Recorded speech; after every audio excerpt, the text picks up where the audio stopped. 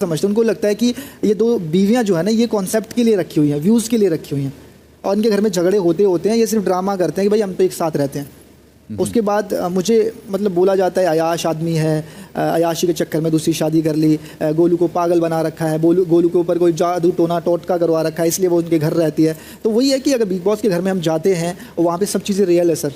मैं किसी को मोटिवेट नहीं कर रहा कि आप दो शादियां करें, एक से भी हाथ धोना पड़ सकता है, ये कुदरत ने करवाया। हेलो दोस्तों, welcome back to my channel.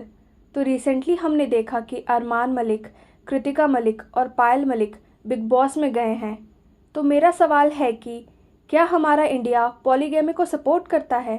क्या इंडिया में 2 वाइफ्स रखना लीगल है? अगर नहीं तो बिग बॉस जैसे इतने बड़े प्लेटफॉर्म में ऐसे लोगों को क्यों बुलाया गया है? ऐसे लोगों को क्यों प्रमोट किया जा रहा है? इससे हमारी यूथ पे क्या फ़र्क पड़ेगा?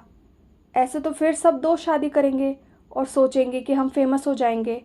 हमने इंस्टाग्राम में ऐसे बहुत सारे बच्चों को देखा है जो कपल रील्स बनाते हैं, 2-2 पत्नियां रखते हैं सिर्फ पैसों के लिए। तो क्या ये बच्चे इन्फ्लुएंस नहीं हो रहे हैं? इनके अकॉर्डिंग ये लोग गलत नहीं हैं क्योंकि इनकी सिचुएशन ही ऐसी थी। इन तीनों के अकॉर्डिंग अरमान मलिक पहले एक गाँव में रहते थे, लेकिन वो काम ढूंढने दिल्ली में आए। वहीं वो पायल से एक बैंक में मिले जहां उन्हें प्यार हो गया और 7 दिन के अंदर इन्होंने 2011 में शादी कर ली और इनसे इनको एक बच्चा भी है जिसका नाम चीकू है। और सब कुछ सही चल रहा था, लेकिन कुछ साल बाद एंट्री होती है कृतिका की। कृतिका और पायल एक पार्टी में मिले थे और दोनों वहीं से बेस्ट फ्रेंड बन गए। फिर पायल ने एक दिन चीकू के बर्थडे पे कृतिका को बुलाया, जहां कृतिका अरमान से मिलती है और इन्होंने बहुत सारी फ़ोटोज़ क्लिक करी अरमान के फ़ोन से। कृतिका ने पायल से फ़ोटो मांगी तो पायल ने कृतिका को अरमान का नंबर दे दिया। वहीं से इनकी बातचीत स्टार्ट हो गई। फिर एक दिन इन लोगों ने देहरादून जाने का प्लान बनाया, जिसके बाद कृतिका पायल के घर आ गई, लेकिन वो प्लान कैंसिल हो गया। लेकिन अब कृतिका घर नहीं जा सकती थी क्योंकि उसने घर में बता दिया था, तो वो पायल के घर रुक गई थी। जिसके बाद अरमान और कृतिका और क्लोज आ गए। उसके बाद अरमान ने पायल को बोला कि मैं शादी कर लूँ कृतिका से, तो पायल ने हाँ बोल दिया। उसे लगा ये मजाक है और उन्होंने फिर शादी कर ली और पायल को बहुत ज़्यादा झटका लगा, जिसके बाद बहुत लड़ाई हुई और पायल इनसे अलग हो गई। लेकिन बाद में ये तीनों एक दूसरे से अलग नहीं रह पाए और साथ में रहने लगे। तो ये तो थी इनकी साइड की स्टोरी, लेकिन रियलिटी तो कुछ और है। रियलिटी ये है कि पायल और अरमान की शादी हुई ही नहीं थी, क्योंकि अरमान के अकॉर्डिंग पायल और उसकी कोर्ट मैरिज 2011 में हुई थी, लेकिन अरमान को उसकी पहली वाइफ से तलाक 2018 में मिला। तो इनकी शादी कैसे हुई?